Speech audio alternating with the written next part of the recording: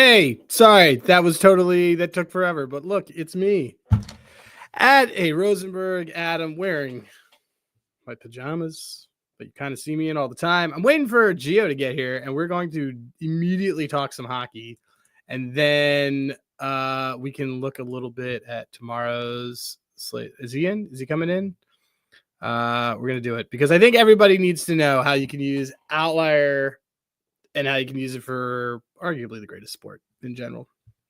So, what is this? Let's see.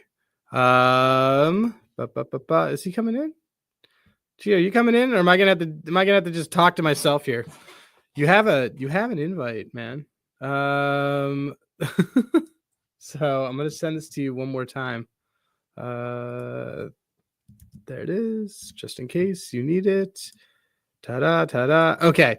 So, all right, let me kind of pop the screen open. There's me, but let me just do it this way. Oh, there it is. Okay, guys. So I'm going to wait for him. And as he goes this, I'm going to kind of look a little bit on this. We're going to look at this NFL stuff for tomorrow while I'm waiting for Geo. Okay. So look, tomorrow we have my Philadelphia Eagles against the Washington Commanders. I used to live in DC, still have a 202 number. Pretty excited about this one. This one should be really good, to be totally honest. The Eagles are kind of rolling right now. As homerific as it is, let's kind of take a look at the the splits here. 1 second. Public betting. Oh, here we go. Wait a minute. Hold on. There we go. My guy, what's going on, dude? Oh, same old. It was just I got a little lost trying to get the camera working right. No, it's good. Look, it's our first time being on a stream together, but it's not our first time doing friendly stuff. Everybody, Mr. GeoFitz, how you doing, buddy? Not too bad. Nice. It's nice to finally be here. We had no internet last week, but doing all right so far. Well, we're excited because you're going to teach everybody how to use some data to make some sense of some stuff for some hockey. Yeah, I'm excited to do this. We can. All right. So I can put up on the screen. I have my evolving hockey account or my natural hockey. Where do you want me to start? You tell me. Well, let me do this one because I think we were talking about wanting to try and pair a anytime assist with an anytime goal play, right? Yeah. Let's do it. We got. I mean, look, tomorrow we've got. I mean, it's a regular day. So for people who don't know, for hockey, Tuesdays, Thursdays, those are our big days. Here, let me add this up to the stage. Is that working? Oh, look at this. Yeah. Nice. All right. So actually, since we have 2:10 p.m. games, we could do something in tonight's game. Yeah, you want to do something live? Let's do something live. Yeah, which actually our buddy Rogue, who loves doing ATG, anytime goal props, he actually gave me 2 for the Golden Knights Ducks game. All right. He's good. I like that kind of stuff because you're taking a good team against a bad team. You don't have to worry about two. And I was looking at that Kings game. I'm like, this game's gonna be tight. Yeah. I don't like that game very much. But 6.5 total. I love it. All right, cool. Yep. What are we doing here? His number 1 is Nick Waugh, which is an interesting play. I haven't looked at anything on it, so I don't have any inkling yet. But he got bumped up, I believe, from the 4th line and is playing on the 1st line with Barbashev and Eichel. Ooh, nice. So that's a really good opportunity for him. So I can understand why, and that's probably a price thing as well, because you have a bottom 6 guy that's getting elevated. Bottom 6 guy is not generally going to be much of a goal scorer. You don't have a high expectation of that guy, really scoring a lot of goals, even moving him up to the 1st line. Because as much as we like to joke about, you can put anyone next to McDavid and they'll score 40 goals.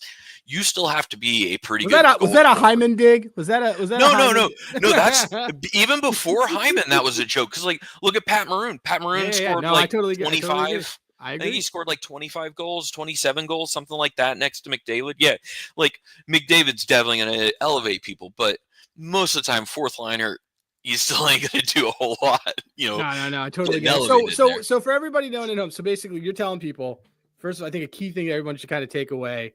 And I'm gonna kind of put also the Outlier screen up for 2. I'm gonna go back and forth. But the big thing that everybody look at when you're looking at any of the players, I think it's what you're saying is go to like Daily Faceoff or something like that. The Daily Faceoff is probably the best one. See where they are on the power play, see where they are on the lines. And when you're looking probably at all these things in here, pay attention to this minutes on ice. That is what we care about. And then it's also built in here, but power play minutes on ice is also built in. Sounds like that is a solid takeaway that some of the new folks to betting this should probably take.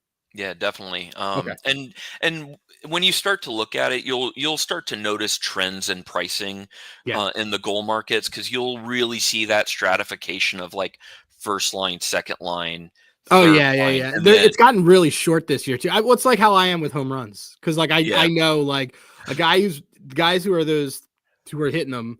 They're between plus 320 and like plus 550, and then these guys that are like batting ninth or whatever, it's like 9-1. Like Jackson Merrill was also mispriced all season, but you know, to your point, I think this year it's gotten way shorter because I'm seeing guy like Timo's like plus 180 to score a goal, which is just absurd. And some of it is definitely that goal scoring has been up to start the year. So, and that's typical as well. Like early in the season, offense is up. Goalies aren't as sharp, defenses aren't, and systems aren't in place yet. And I think we're starting to get to the point where that's settling down. You're starting to not see so many of those like wild 8-7 or games, or I think we had one that was like 9-2 or something like a week ago. But you're going to be seeing less and less of those games, and you're going to start seeing more 4-2, 3-2, even 2-1 type of games, because a lot of these teams are going to start, if they have playoff aspirations, they're going to be really starting to hammer in on their systems and trying to get themselves going in the right direction, to be fully ready when the playoffs start. So yeah, sorry for the rambles. No, it's good. No, dude, we're gonna. So look, this thing. So here's okay. So we're looking around. What are you kind of looking at? Do you even bother with like the last 5? Like, so for me, like I care more about last 10 because I think that gives the best variance. Like last 5, if someone's hot, I think they're actually going to get clamped down. If anything like that, I think they're probably seeing whoever's the comparable Claude Lemieux of the era. Also, it's also going to depend. Are they home or away? How good is the coach at, deploying? Like there are some really deep, hockey knowledge things that you could, dive into that aren't necessarily, numbers, but, understanding how teams deploy, lines against each other. And ways that they can kind of manipulate things on the road. And for those, sorry to interrupt, for those who don't know, and Rogue, we just gave you a shout out. But for those who don't know, if you're the home team, you get last steps on putting up your line. Like not everybody knows this. A lot of people are watching. There's probably 7 of us who watch hockey. So like we all found each other. But the reality is that like it's a huge advantage because especially in the playoffs, because you basically can put your counter attack move is up there. You get to pick the line that goes out. You could put up a really good face-off specialist, something like that. So you basically maintain control. Yep. Yeah, you can if they put out a defensive line, maybe a third line or fourth line in for an offensive zone draw, you're sending your first line over because you're going to take advantage of that. Or if you see the wrong defensive pairing behind a line, you might send a different line out. So that's really where the home ice advantage comes from in hockey, is having that last change. There's a few times where you don't, like after an icing. As an example, but like even the starting lineup, the visiting team declares their starting lineup, and then the home team declares their starting lineup. So even with that, they get last change. So let's see what we can find here. So what I'm seeing is, I know Nicholas Roy was mentioned. Nicholas Roy is plus EV. It's something that actually I look for. I like looking for like a little bit of a sharp signal, just a little bit of a sharp, because also just in general, I want to know that I'm getting the best price on if you're going to bet a variance prop like this, like home runs, any props really in general, if you don't get the best price, you've kind of shot yourself in the foot to begin with, because you're already essentially betting on darts. So might as well bet on the best price darts. So let's go. We got Nicholas Roy. We're taking a look. We see he's been on a point streak for sure. And then, he's actually, he's been this is actually something that I would love to see in a player. He's been very consistent. And that's actually decent that's decent ice time. Like Yeah. a lot of 14, Really 15 good power minutes. play minute time. Really Yeah, good power play minute time. that's probably been him dipping back and forth between the first and second power play would be my guess. Okay. The variance there. I mean, it could also just be low or high penalty games too. But even still, like looking at like his even strength minutes, it looks like he's been getting like right around third line minutes. But you can see a couple games ago he jumped up, to that 20 minutes Yeah. and I 18 think minutes. at I think Seattle. I think that's when he moved up because I hadn't updated my forward lines and I noticed that that one when I was doing That that would this make sense. It's afternoon. 4 minutes. He has 4 more minutes on there, and his power play minutes went up to 3. So he had to. Like this is Yeah. first line. This is PP1 here. Yep. Yeah. And and like I haven't watched a whole lot of his game. I know he's a younger player. I don't think he has a lot of NHL games. Um, but like my general sense is that he's kind of a net front type of guy. So being on the first power play, obviously that's a nice spot to be for a goal. Being next to Eichel and Barbashev is a nice place to be for getting a dirty goal, or getting a tip out front. So you know, I think I like Rogue's pick on this one. Yeah, well, I kind of for me as someone who like I'm a Nicholas Roy fan. I'm not like I think he's playing with some really good guys up there. Hmm. I'll say that price wise, what's really great is you're effectively getting even money for his point Yep.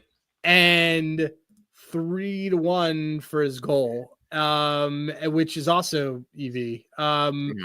And it's pretty substantial. So I would do if I was going to play this. In fact, I'm going to play this out of principle. All right. I'm going to do 3/4 of a unit on the point, and I'm going to do 1/4 of a unit on the goal, and that is how we're going to rock for this one. His goal. Rogue is getting live stuff here. His goal odds are 3-3. His goal odds are 3-3-3. Yeah, I think at first I was skeptical, but I think I've talked myself into. It's a great price liking for a this first one. line for a first liner too.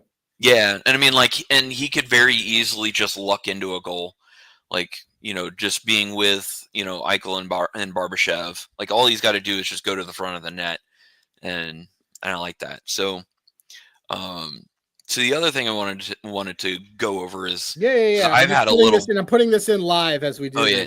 this. So I've had a little bit more success at identifying assists, Ooh.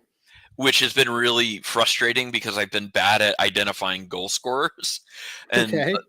and a good bit of what I was doing, and this is kind of what's kept me somewhat afloat, though I've had a little bad run recently. On NHL props, mostly goal scorers, 'cause I keep trying. Tough, um, dude. I mean, like I can't do this the way I do home runs. Yeah. And so I was doing stuff where it was like I was making my largest bet on the assists and then making a very small bet on the goal, but then also making a very small bet on with an SGP of pairing the two. And sometimes I was getting a little greedy, especially at first. This strategy was really working out mostly because I was identifying good goal scorers, and it's like this is a strategy that I think you can add on if you are good at identifying goal scorers. Because if you can identify who's going to score, it becomes easier to identify who has a good potential to get an assist on that goal. So if you want to bring up. By the way, interesting. I Oh don't yeah, see any shots lines for him, which is really interesting. yeah. But And you know what? I bet you that's because he was a lower liner, and they're probably probably just the situation changed because like they probably don't normally offer shots on him because of yeah. his positioning. Yep. Okay. So Um, what do you want me to pull up? so let's look at Barbashev and Eichel's assists. We can look at Outlier real quick just to get a quick feel there, and All right, then here's Eichel. Eichel's under assist is plus EV, but that's just keep in mind, guys, is just saying the price stuff. He is an assist machine. I like Eichel as Eichel's an assist machine. I mean, he's yep. like that's what he does. But all right, so But lately what's the overprice? Because the over this is going to be an over. that we're looking minus for? 150.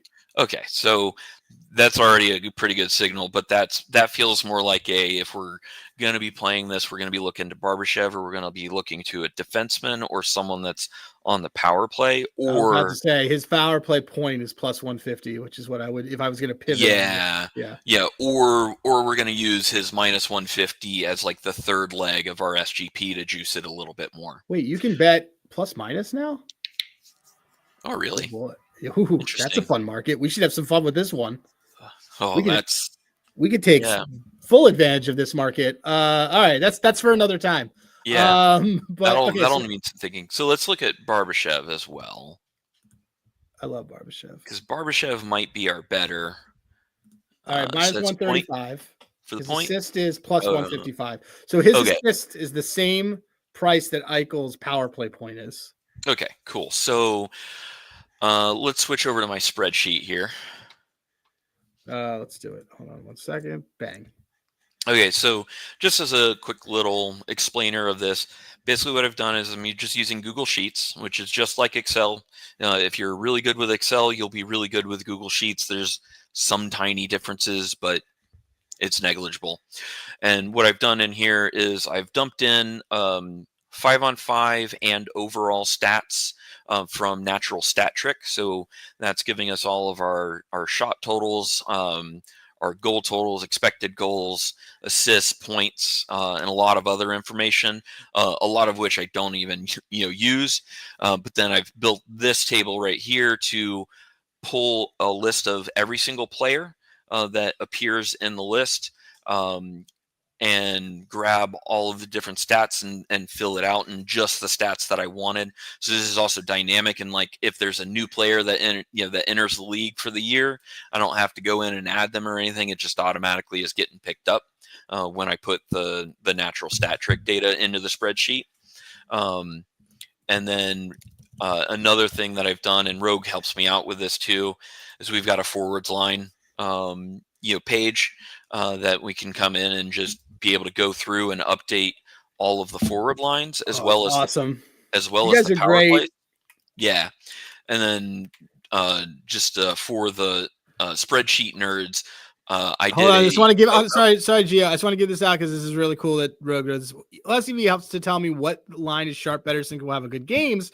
And I think as well. So if I see Roy at plus EV, I'd like to see who else on that line historical data that fits. Rogue, who by the way never bet any of this stuff until like we threw him in our Discord and he became a computer. Yeah. And he's just great. He's been a mad lad with research and bouncing ideas back and forth.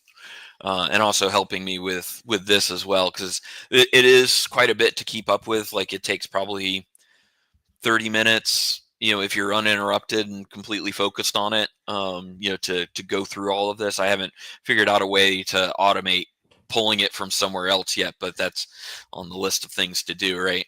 But it's really nice because then when I go back into my stats spreadsheet, since I have the player name and all that, I can go out and pull the line, and what power play they are, that they're on, and that's all coming from those forward lines. And I use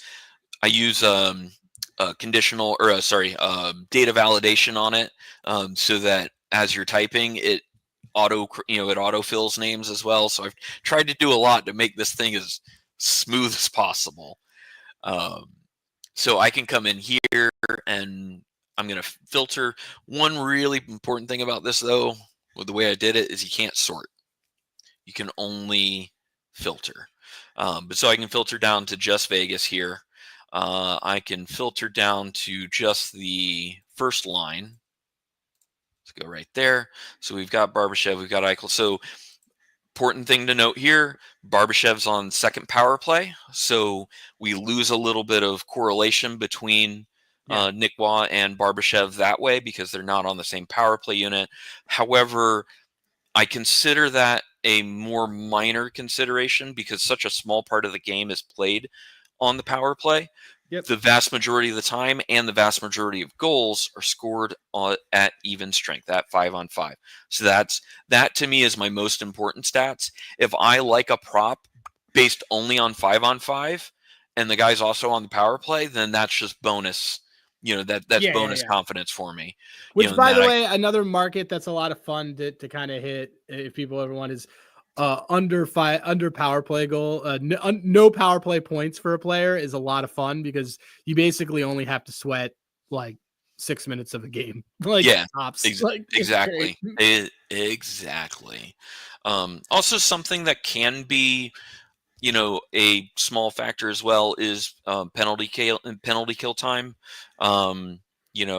Especially if they are a shorthanded threat to score, which if we're looking at them for goals and assists, they probably are offensively capable enough, though that isn't always a good indicator for shorthanded success. But so we can go in, look here, and we've got our 3. And the big one that I look at for assists is what I've got here is A160, but that's primary assist or the first assist per 60 minutes. And I'm just looking for this to be, fairly high numbers because that's going to indicate to me, who is most likely to be the passer on the line. This one is actually really hard to read because all 3 of them have a very similar A160. Now, A260, so that's the secondary assist. That one I value less because a lot of analytics research has shown that secondary assists are much less repeatable. So that's a lot less stable of a number for players, especially year to year, but even month to month, because it can just be that can be a lot more situational to teammates and power play time and special teams time. So that one I tend to look at a little bit less. But like the nice thing about it is like you could look at this and like for the book, they're going to be looking more at how often they get assists and that raw number, and that's more how they're looking at it to price the market. Because they're not really they're not considering that kind of variance that we might look at more in analytics and trying to evaluate players year over year from a more macro scale. But this kind of lets us look at this right here, and we can go, okay, Barbashev and Eichel should be pretty similar, priced assist, at least based on 5-on-5 numbers. Nick Waugh is, should be, some pretty decent plus money. So what's that, just so that other people can kind of like... Oh, sorry. So this is assists per 60 that I'm looking at. Cool. Which, guys, if you look at it, there's also like, there's lots of a lot of these free sites that we also use. Like I'm on Natural Stat Trick right now. You can look at like assists per 60. You can do that stuff just so that you guys know like it exists. Geo's just nice enough to be able to put it in a whole format for us. So I'm pulling some stuff up now. Be able to manipulate data a little bit to get exactly what I'm looking for. But with this, I'm not so like rate stats, which is what we call per 60, because it's how often per 60 minutes, which obviously would be one whole game, but you don't play a whole game. Unless you're a goalie. But that kind of lets you level the time on ice playing field. And one thing that you got to be really careful about, and I think this is a good example here with Nick Waugh is, and maybe not as much. I think I thought he was playing less minutes before than. No, he's been like making stuff happen. If you look at the time on ice, his time on ice is pretty solid. Yeah, I mean, like he's only like a minute and a half behind Eichel and Barbashev. Yeah, I was just looking at that. So so he's been more like second line, overall minutes, or maybe he was spending. And he's in top 3 for like his individual expected goal creation too, which is like that's a big one for me.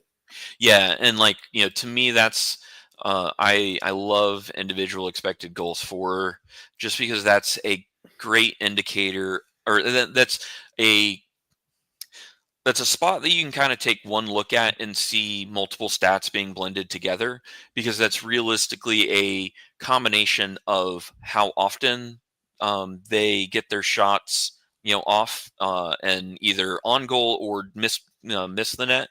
and also a blend of how dangerous they are. How close into the net they're getting. So that is one area where then you can look at the individual components to that. So like we have expected Fenwick shooting percentage over here, which Fenwick is just a fancy word that some person decided to use, just like Corsi. That just means unblocked shot attempts.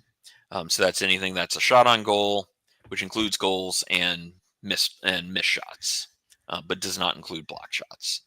And so that's literally the same as shooting percentage, being goals divided by shots on goal. But this instead is so since it's expected Fenwick, it is expected goals divided by Fenwick to get this percentage. And so this is also a good way of quickly looking at how dangerous is this player. And now this takes a little bit of time to kind of get a gauge of where kind of the midline is, but around 7.5% is the average for the NHL. So that's basically on the average shot at 5-on-5, the average shooter should score about 7.5% of the time. And from there, you can start to get a gauge because of, if it's going above that, then that means that the player is generally getting closer to the net. If it's going below that, like defensemen, they're going further away from the net. And further away from the net, less dangerous. You have more bodies to try and get through. The goalie has more time to react, to see it, worse angles. But as you get closer and closer in, that danger level just keeps going up and up and up. So with this, we can actually kind of look at this and we see, so Eichel is right about a 7%. So he's kind of a mid-range shooter. He's going to be a guy that's shooting a little bit more from, say, the top of the circles to the face-off dots and maybe in like the upper slot. Maybe not as much getting, into the middle of the slot and around the front of the net. When we look at Barbashev, 8.45%. So that 8.5% range, that's where we're starting to get player gets more into the middle of the slot and the hash marks, and maybe they are getting a little bit more in closer to the net, at least sometimes. But then when we get this like over 9.5, and definitely getting up into like Hyman territory of 14.5%, which I believe was a record when I looked at that. Yeah, that's absurd.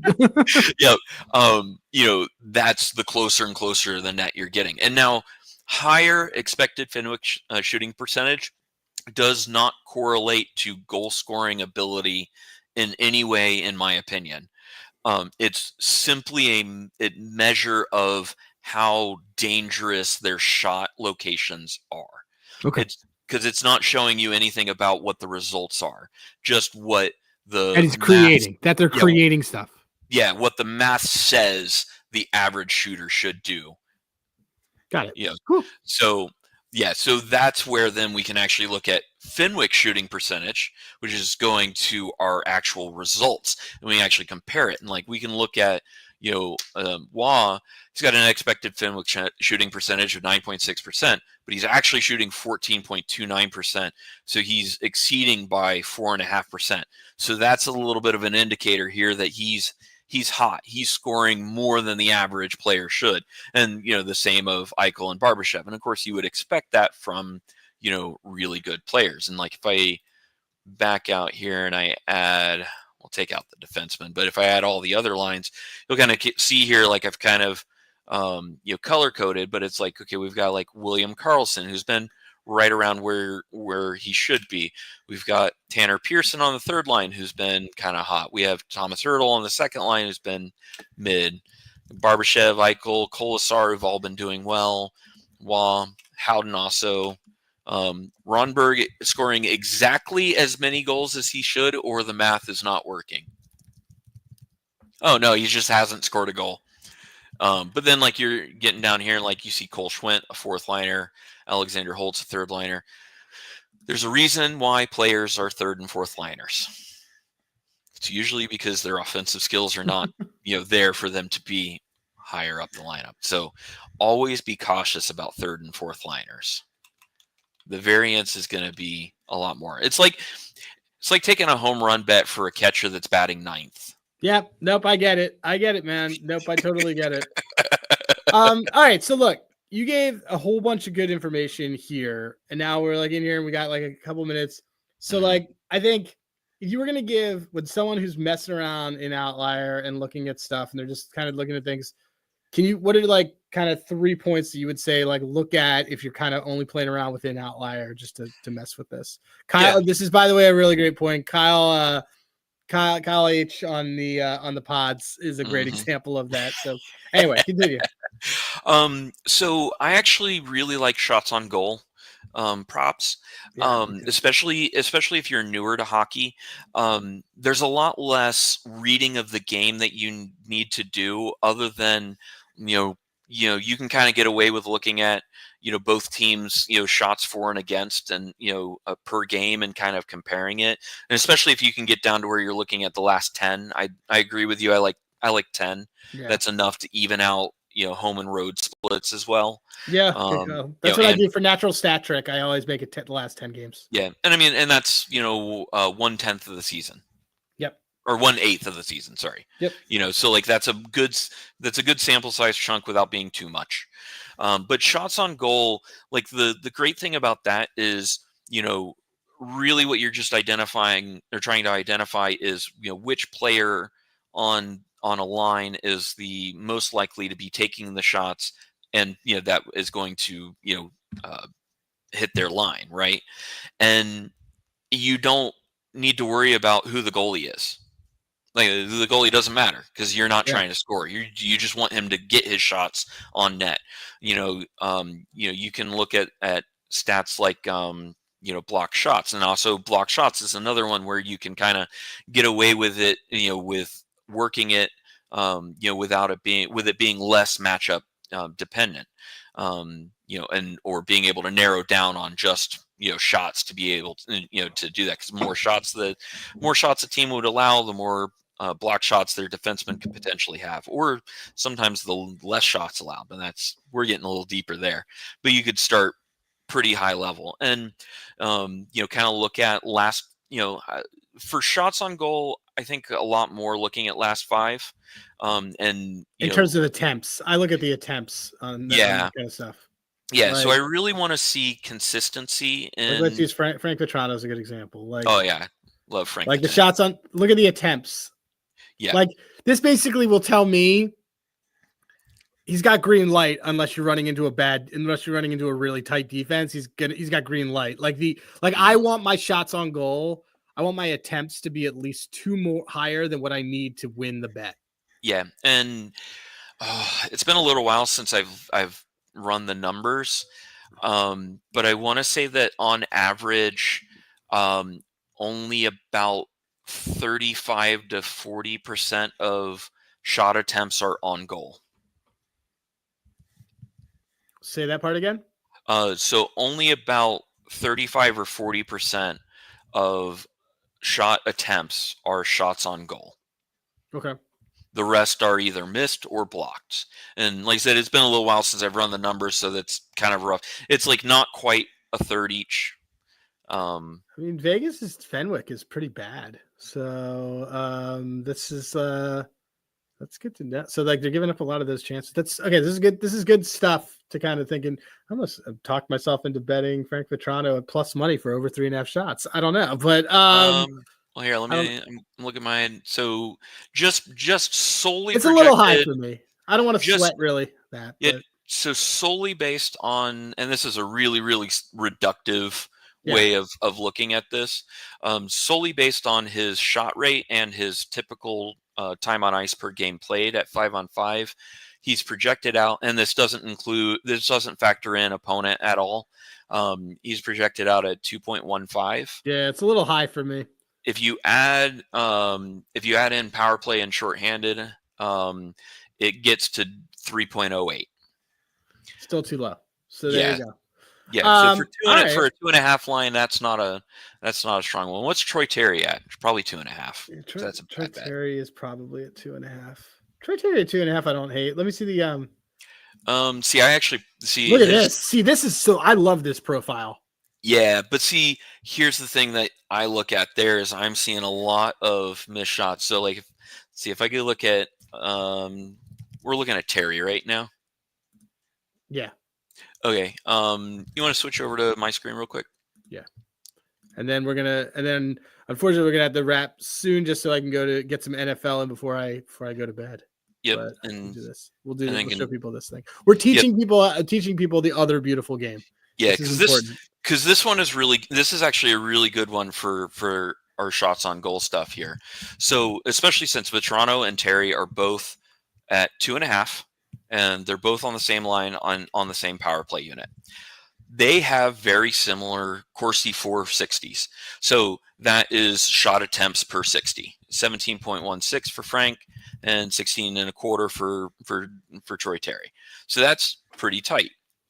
But then when we go to their individual Fenwick 4 per 60, so now we're down to unblocked shot attempts. So now we've eliminated any blocked shots out. You see that Frank's at 13.5, but Terry's just under 11. So we've got a story there of when Terry takes his shots, more often than Frank, they're getting blocked. Then we can further look down to shots for. So this will be shots on goal, which are saved and goals. And Vetrano steps down to 10.22, which is 3.3-ish. But then Terry is dropping from almost 11 to almost 6. Like he's dropping 5. So it's like per 60 minutes, Terry is averaging 5 missed shots and 6 on target. Wow. And so that's one that makes you look at, those two lines very differently, because especially if you just stopped at shot attempts, right? If you stopped at shot attempts and you go, oh yeah, both of these numbers are good for 2.5. I like the over. Let's take it.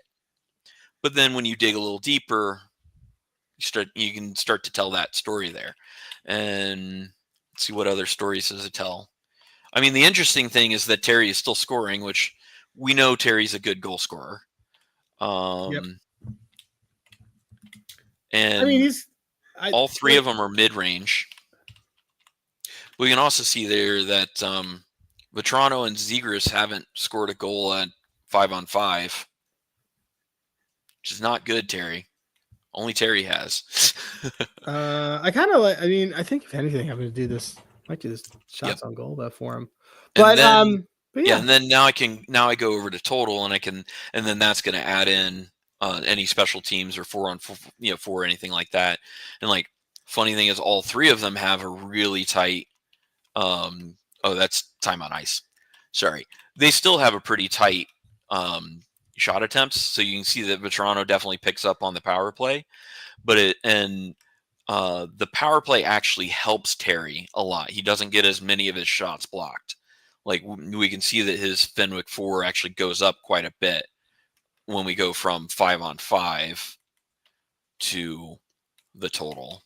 He's going from 11 to 13.5. So he's gaining 2.5 unblocked shot attempts per hour when we factor in the power play.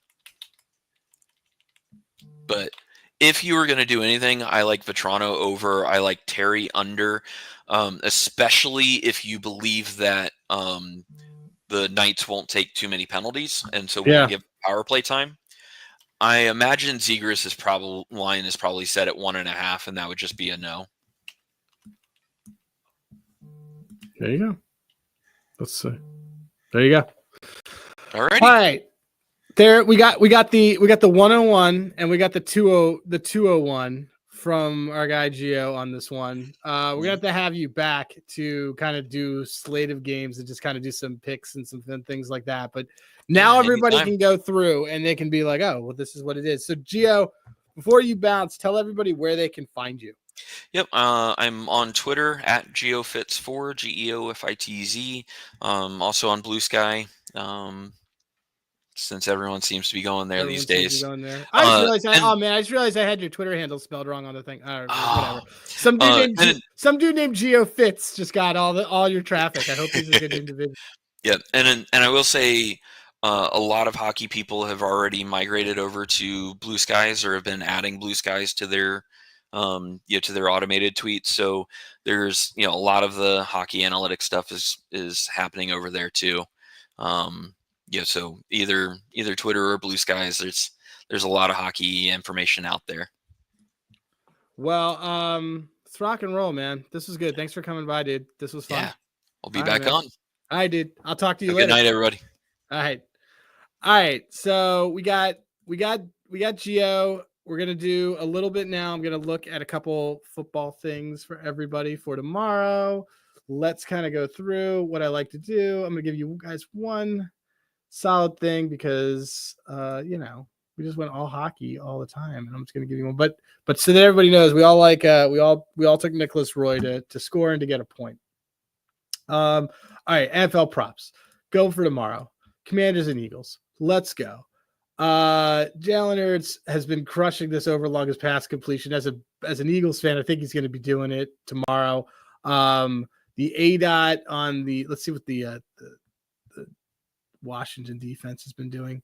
The yards per play is what I care about. Yeah, it's really low. I kind of like this. Not gonna have Lattimore. They don't have a really good passing defense. He's basically almost hit this at the time. I'm going to take this. It's going to be Jalen Hurts over longest completion. I just think he's going to have his own little field day. This is also at home. He's going to show off. It's going to be great. So, yeah, give me that. Also, look, we're seeing this, but Jalen Hurts under passing attempts, he never actually has to go over this unless, frankly, he hasn't gone over it in a month. It's just not kind of part of that game script for him. I'm going to want to look at a couple things, but Washington's defense has been good at slowing some things down, and he's making big plays happen. So I do like, and they're just running the ball like a ton because of if you look at the Washington defense, their rushing defense is so bad that I imagine that they're probably going to do so. Instead of actually the over the longest, I'm going to take the Jalen Hurts under 27.5 passing attempts. We don't have to worry about anyone catching them. We're just going to do that. But that's going to be the play that we're going to put out there. But guys, this was a whole bunch of information that I threw at you. And I'm really happy to have my friend GeoFitz here who came by, taught us about some hockey. I will be back maybe Friday. We'll see. But otherwise, I appreciate all of you. Good luck with your bets. I'm at Hey Rosenberg. I will see you guys soon.